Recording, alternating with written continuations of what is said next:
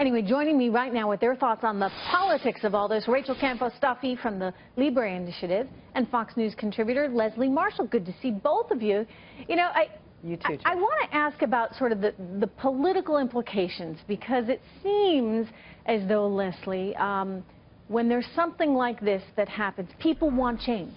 They don't want the status quo. Obama has clearly failed in terms of being able to really keep us as safe as we would like these last 8 years. So people are saying, why would I give that opportunity to Hillary? Is that why it was important for her to get out there and give that impromptu press conference, something that we know she's not fond of doing?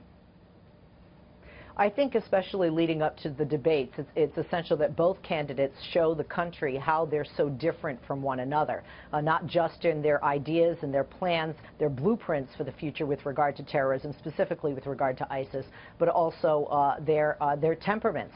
And quite frankly, something that nobody has been able to provide, because I think a lot of us still have a big question mark, is as we defeat, and we are gaining great ground against ISIS in both Syria and Iraq, and as they lose that ground, we're seeing more lone wolf attacks, not just here in the U.S., but abroad. And as a result, I think, unfortunately, I would agree with Trump on that we will see more of this.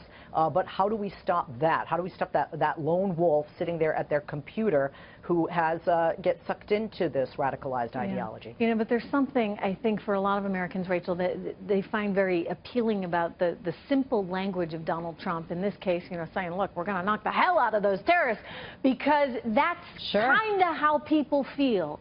And talking tough is important right now when you're dealing with what we are dealing with. Rachel. Absolutely. I mean, just listen to those two clips. One of them, you know, the president sounds very passive. He doesn't sound as engaged. Hillary has that same passive tone. We got a plan. But listen, these guys have had 8 years to do something about this, and all we see is that the threat keeps getting bigger and worse. And I'll tell you what. And it's hitting home, the things right? that happen in New York. I mean, that's right. That's where it's really, you know, happening in New York. But the things that are happening in New York are tragic. The stabbing in Middle America in St. Cloud, Minnesota, that in a mall, that sends shockwaves to moms everywhere. And I think this is a big moment in the election, because this no longer is about politics and who said what.